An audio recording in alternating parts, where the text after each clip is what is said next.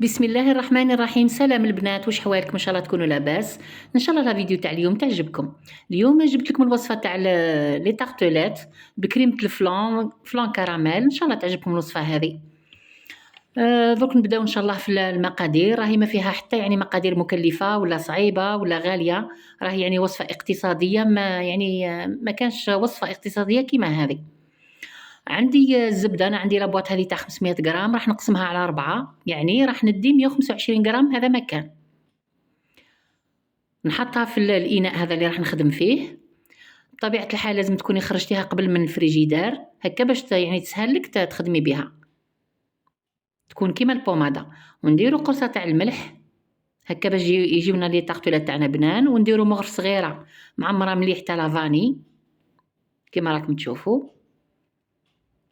وعندي مغرفة تاع الزيت، مغرفة كبيرة. الزيت هذه هي اللي راح تعطي لي قرمشة للعجينة نتاعي، لي طارتولات.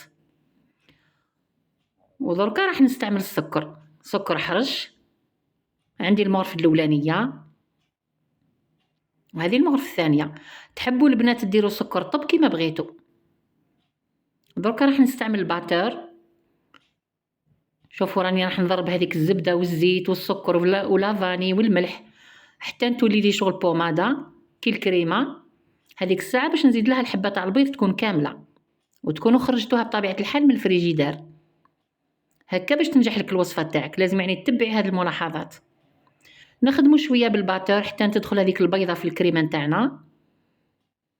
ومن بعد نجيبوا الفارينه راح ندير 2 كيسان، والكاس هذا المستعمل هو تاع 220 مليلتر. ندير الكاس الاولاني بعد ما نفوتوا في الصفايه هذه كما راكم تشوفوا في الفيديو. نحي عليا الباتور هذا، نحيه بكل من العراضه. نهبط هذيك الزبده، هذيك الكريمه اللي لاصقه في الفوي تاعي. ومن بعد نكملوا الكاس الثاني ونديروا له حتى هو نفس العمليه، نفوتوه في الصفايه هكا باش كش ما كان كتل في الفارينه يهبطوا. وبطبيعه الحال ما ننساوش على راس المغرف الصغيره شويه لا ليفور اللي هي خميره الحلويات كما راكم تشوفوا. ندير على راس المغرف برك الصغيره كما هكا. أنا مانيش باغيه لي طارتولات تاعي يجوني طالعين وشي هو يعطيني قرمشه برك لي طارتولات تاعي. دركا نستعمل يدي، راح نبدا نلم حتى تتكون لي عجينه. ومانيش نعجن البنات، راني نخدم غير بالاصابع تاع يديا. هنا راني نعت لكم بلي الكيسان هذوك اللي استعملتهم 2 كيسان هذوك كفاوني. دركا راح نغطيها في كيس بلاستيكي ونديها للفريجيدار. ومن بعد نعاود نولي ليها، نخليها شويه تتماسك تحكم روحها شويه ونعاود نولي لها. عاودت وليت جبت العجينه نتاعي باش نخدمها قدامكم. وراني جبت لي مول هذو نتاع لي طارتولات، جبت 12 مول. وجبت الميزان تاعي، راح نعمل كرات، كل كره توزن 35 غرام. دوك نعت لكم نقرب لكم الصوره كيفاش راني نوزن. والميزان لي مول تاعي انا يديو 35 غرام. راني درت لكم من قبل لي طارتولات وزنت قدامكم. درت لكم لي طارتولات محشيين بالكريمه هايله، وزدت زينتهم بالبنان والفراز. هذو لا هذو راح نديرهم بكريمه الفلان كراميل. شوفوا راني نوري لكم بلي الكرات راهم يوزنوا 35 غرام بلا ما ندهن عفوا لي مول تاعي راهم ما يلصقوش. ندير كرات هكا ونبدا هذيك الساعه نبسطهم. دوك تشوفوا كيفاه نوري لكم. ندير قدامكم برك 3 كرات ومن بعد نكمل وحدي باش ما يجيش لا فيديو طويله بزاف. شوفوا راح نبدا نبسطهم في لي مول تاعهم. شوفوا لازم تجي الطارتولات تاعي تجي مفينيه مليح. شوفوا راني نمشي هكا من الوسط ونطلع للحراف هكا باش ما تجينيش رقيقه بزاف وما تبقاليش خشينه. ولازم نثقبوا عفوا لي طارتولات تاعنا بالفرشيطه هكا باش ما يطلعناش السطح هذاك للفوق. شوفوا كيفاش راني نعت لكم بلي جات مفينيه مليح هكا. لازم هكا تخدموا الطارتولات تاعكم وتجيبوا فرشيطه تثقبوها كامل هذيك القاعده تاع الطارتولات تاعنا هكا كما راكم تشوفوا. والفور تاعي راني مشعلاته على 160 درجه. باش كي نكمل نعمر هاد لي مول تاعي ندخلهم يطيبوا. شوفوا راني نعت لكم بلي راح نكمل انا وحدي كامل الكميه ونعاودو نوليو. راني كملت كامل العجينه نتاعي، درتهم نفس الميزان ومن بعد ثقبتهم بالفرشيطه ودوكا راح ندخلهم للفرن يطيبوا.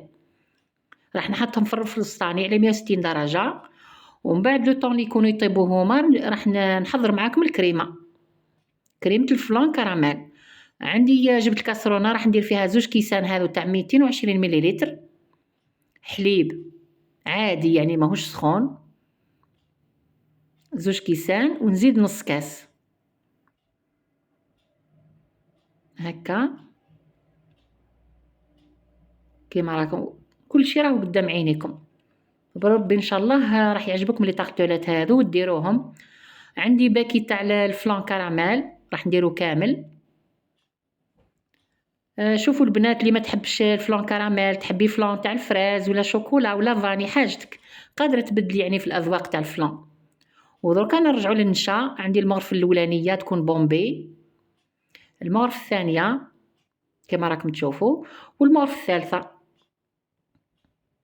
مغارف كبار. ودركا عندي السكر راح ندير المغرفه الاولى والثانيه والثالثه. تحبي تنقصي في السكر كل واحد والذوق نتاعو. انا درت 3 مغارف كبار ماهمش معمرين مليح. ونجيب الفويه ونخلط مليح الخليط تاعي بارد في بارد ونحطو دكوتي. نخرج الساعه اللي طاقتولات تاعي شفتهم طابوا من التحت، عاود طفيت وشعلت لهم من الفوق حتى نحمروا لي. لازم يحمروا لكم كيما هكا ما يبقاولكش يعني بيض هكاك معجنين. شوفوا انا نعت لكم كيفاه طابوا لي انا، جاوني ما شاء الله، جاوني هايلين هكا باش من بعد يجوني يقرمشوا. نحيهم الساعه ملي مول تاعهم باش يبردوا لي هكا باش كي نحب نعمرهم بعد بالكريمه يعني ما يتفتتوش ما يتنداوش عفوا لا فابور هذيك اللي تطلقها الكريمه. شوفوا الكريمه نتاعي بعد ما خلطتها مليح درتها على نار تكون متوسطه، نخلط كي عقدت لي وشفتها اختارت طفيت عليها. وشي هو اني مانيش راح نعمر دوكا لي طاقتولات تاعي هما سخونين يعني الكريمه سخونه. شوفوا راني جبت هذه المغرفه هذه السقود صغيره اللي خاصه بالتحليات. نحرك مليح في الكريمه نتاعي هذه تاع الفلان حتى تبقى دافيه، موش يعني تبرد خلاص وما نخليهاش سخونه. وهذيك الساعه نجي نعمر لي فون دو طارت هذو. شوفوا اني بديت نعمر فيهم، جات يعني كريمه من اروع ما يكون. بربي ان شاء الله كي تجربوا هذه لي طارتولات هذو درك يعجبوكم تولي تعتمدوها. جاينا شهر رمضان ان شاء الله نطبقوها، وجاينا ثاني العطله تاع وليداتنا نفرحوهم بها ان شاء الله. وعندي دي كوجيل هذا كراميل. وشي هو اني خليت حتى نحكمت لي الكريمه هذيك تمسكت مليح وبردت. هذيك الساعه باش راح ندير لها التزيين هذا البسيط بدي كوجيل كراميل. شوفوا اني خليتها حتى نحكمت روحها. شوفوا ماهوش تعمري لي طاقتولات ومن بعد جيت تزينيها ما يصلحش. شوفوا نبدا نمشي بالعقل برك هكا بالمغرف تاع القهوه حتى نكمل كامل الكميه نتاعي. انا يوم جاوني 12 حبه تاع لي طاقتولات يعني كميه لا باس بها. تحبوا تضاعفوا الكميه ضاعفي كلش، ما تضاعفيش البيض برك. شوفوا بعد ما كملت لي طاقتولات تاعي زينتهم بديكوجيل كراميل. دركا عندي شويه كاوكاو راح نزين به لي طاقتولات تاعي. تحبوا ديروا نوا كوكو، تحبوا ديروا لوزي فيلي، تحبوا كيما بغيتوا، فيرميسيل وشوكولا، فيرميسيل بلي كولور. يعني التزيين هذا يعني كل وحده واش عندها في دارها. ديما نقول لكم يعني التزيين مساله اذواق كيما بغيتوا. دركا راح نقص قدامكم حبه على 2 هكا باش تشوفوا كيف جاني من الداخل وتشوفوا يعني مدى مصداقيه هذه الوصفه هذه. جربوها كامل في مواقع التواصل الاجتماعي. قلت حتى انايا والله ما نتهنى حتى نجربها. راني جربتها اليوم ونعطيكم رايي فيها. راهي جات من اروع الوصفات.